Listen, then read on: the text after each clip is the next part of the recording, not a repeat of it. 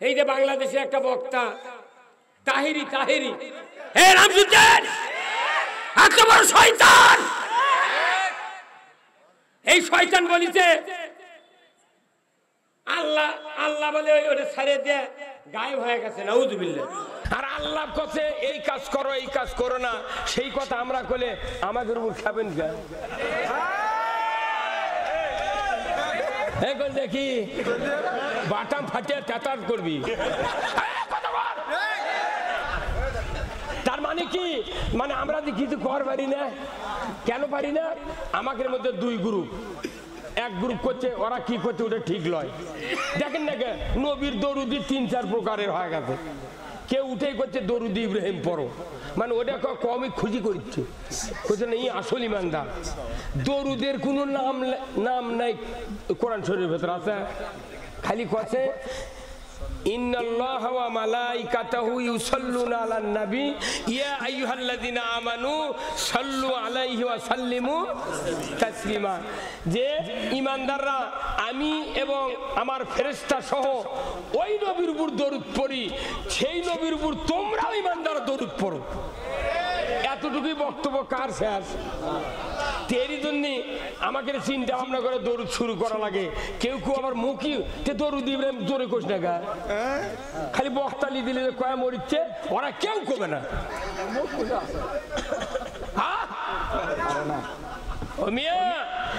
আমরা যারা আলিম আছি, বক্তা আছি, আমরা এই বাংলাদেশে নয় তাম পৃথিবীতে ইসলামের 12টা বাজিয়ে দিচ্ছি।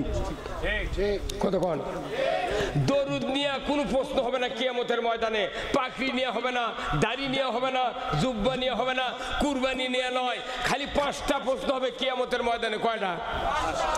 1 নাম্বার কি তাও জানে না।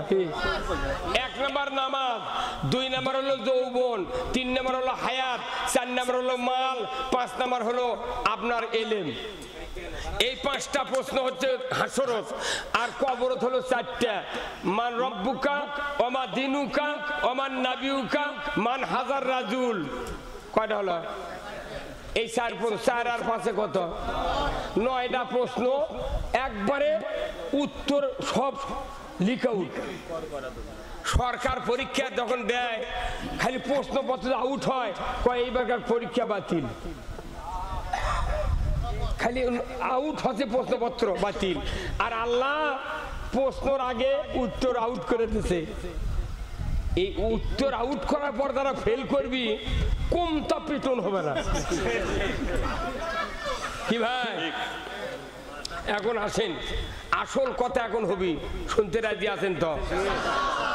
এই যে রুগী যখন হাসপাতালে যায়, এই যে ইসলামী হাসপাতাল আছে দেখেছেন, এই যে দুপচাচিয়া, এই রুগী যখন যায় পরীক্ষা করে, তো ডাক্তার যদি রুগী কয় তুমি যে এই হাসপাতালে যাচ্ছ তোমার উদ্দেশ্য কি, তাহলে রুগী কি করবে? আরে উদ্দেশ্য যদি রুগীর ভালো না থাকে, 1000 ওষুধ দিলে ভালো হবে না। রুগীর উদ্দেশ্য হলো আমি এখানে চিকিৎসা হয়ে সুস্থ হতে চাই। এই রুগীর উদ্দেশ্য যদি সুস্থ থাকে, ওই উদ্দেশ্যের সাথে ডাক্তারের উদ্দেশ্য এক হওয়া লাগবে। তাহলে ডাক্তার ওষুধ লিখবি, রুগী ওই ওষুধ খেলে অবশ্যই ভালো হবে। উদ্দেশ্য যদি ঠিক না থাকে, ওষুধ খালে মুখ দিয়ে যাবি, পাশাতে পরে দেবি, কিচ্ছু হবে না। আমাদের দেশে আমরা যারা বক্তা, আমরা ট্যাবলেট দিচ্ছি, কিন্তু শ্রোতা যারা আছে তার উদ্দেশ্য ঠিক নাই, বক্তাকের উদ্দেশ্য ঠিক নেই। সেই জন্য কান দেয় শোনেও মিন্দে বাইরে যায়। তাহলে উদ্দেশ্য কি হওয়া লাগবে? এক। কার উদ্দেশ্য? আল্লাহর উদ্দেশ্য। রসুলের উদ্দেশ্য আল্লাহর উদ্দেশ্য এক, কিন্তু বান্দার উদ্দেশ্য রসুলের সাথে মিল নাই, আল্লাহর সাথে মিল নাই। কি? তাহলে এখন এই মিল শুনবেন, আসেন। তাহলে আজ থেকে 1500 বছর আগে আমাদের নবীর নাম কি? হযরত মুহাম্মদ সাল্লাল্লাহু আলাইহি সাল্লাম। ওনার উপর ভালো মানুষ কেউ আসছিল পৃথিবীর? তাহলে ওনার দাঁত ভাঙলো কে? মক্কা থেকে গেল কে? তাইফত মারলো কে? কতক্ষণ গেল কে? ওর থেকে তাহলে যারা ইসলামের কাজ করে অথচ গালিয়ায় না, তাহলে ওর থেকেই চরিত্রবান। কতক্ষণে গা কি ভাই? এমন ইসলামের কাম করে, পাগড়ি দিছে, জুব্বা দিছে, সব দিছে, রাস্তাতে হেঁটে যায়, সগলি মানে গাছ শুদ্ধ মাথা হারে সালাম দেয়। তাহলে নবীর থেকে বোধ ওর চরিত্র ভালো ভালো। তার মানে কি নবী বাইসে বাইসে কথা কয়নি, কোরআনের সঠিক কথা বলেছে, নবীর উপর ওই জন্য রাগ করেছে, কথা ঠিক কিনা? তাহলে রসুলকে কি উদ্দেশ্যে পৃথিবীতে পাঠালো আল্লাহ? এখন শোনেন, সূরা সফ নাম শুনছেন? সূরা সফ আল্লাহ বলছেন, হুয়াল্লাযী আরসালা রাসূলাহু বিল হুদা ওয়া দীনিল হক লিইয়ুযহিরাহু আলাদ-দীনি কুল্লিহি ওয়ালাউ কারিহাল মুশরিকুন। আমার আল্লাহ বলছেন, হে নবী, আপনাকে আমি পৃথিবীর জমিনে পাঠাইছি একটা মাত্র কাজের জন্য। যখন আল্লাহু আকবার, কয়টা কাজ? একটা মাত্র কাজ।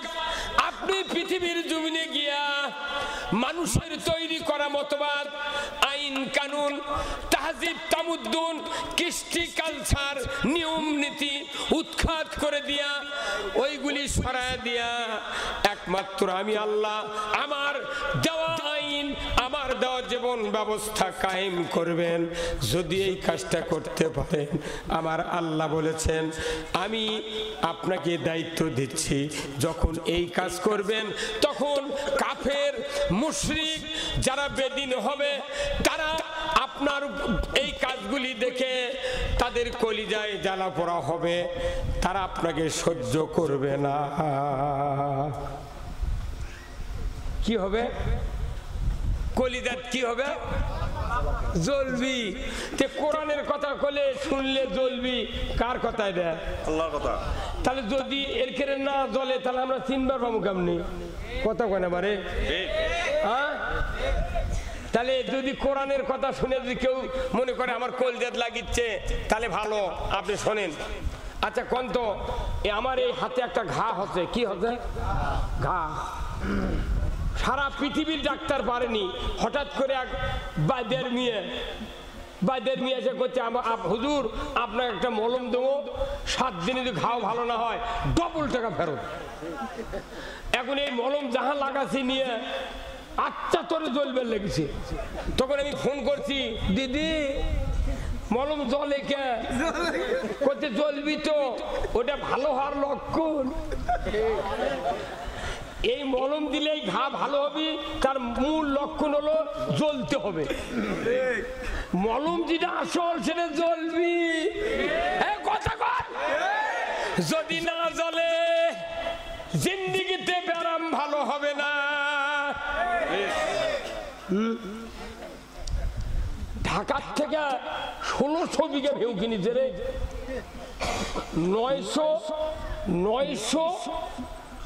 900 একর না কত ভাই শুনেছেন এটা? হ্যাঁ, ওটি থেকে সুইচ মারছে, সারা বাংলাদেশে ত্রাস সৃষ্টি হবে।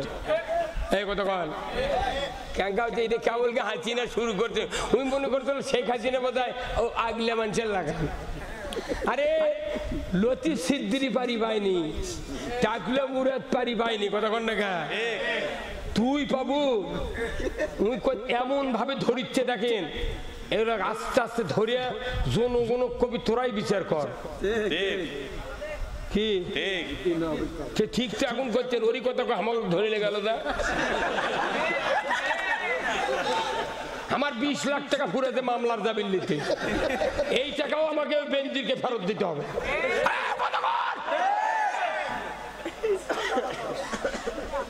তাছাড়া আমাকে দিয়ে যত জানাজা করে নিচ্ছি তোরা, মোট লাশ আবার তুলে নিয়ে আয়, আমার জানাজা ফেরত দে।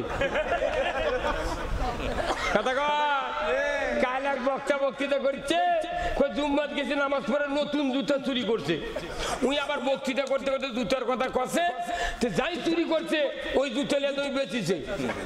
বেচার পর যখন এই কোরআনের তাফসিরে তো বক্তৃতা করছে, উনি করছে কি 2 কেজি গোল্লা আটপি মিষ্টি আটপি ইনকে কার্টুন কিনেছে। কার্টুন কিনা একবার সেই কার্টুন, ঢাকার কার্টুন তো, 2 কেজির কার্টুন কিনা ওই বক্তার নতুন জুতো ওই কার্টুনের মধ্যে তুলেছে। তুলে একটা ব্যাগ লিয়া ওরই বাড়ি যাচ্ছে বেড়াবে। আচ্ছা ওরই হাতত দিয়েছে, উই লিয়া আবার ওই কার্টুন মিষ্টি ভাবে ওর বউ ফ্রিজের মধ্যে থোছে। মিষ্টি ভাবে থোতে বক্তা চলে গেছে বক্তৃতা করবে, আর ওর বাড়ি যাচ্ছে আত্মীয়। তখন কোথায় ওর বেটা কোথায় বাবা সুজি আর রাত চালিয়ে কোথায় মা আম্মু মিষ্টি, কোথায় মিষ্টি ফ্রিজত আছে। এই হয়তো ওই গোল্লা আছি তো একে সুজি আর সিমে পাক করা আত্মীয়র বাড়ি আত্মীয়র প্লেটও দিচ্ছে। আর মা কত মা মিষ্টি দেন, ওর মা ওই কার্টুন বার করে নিয়েছে, নিয়েছে খুলে দেখে জুতো।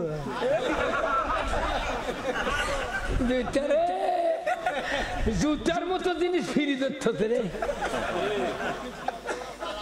হ্যাঁ সেই দেশ, এটা বাংলাদেশ না, এটা বাংলাদেশ।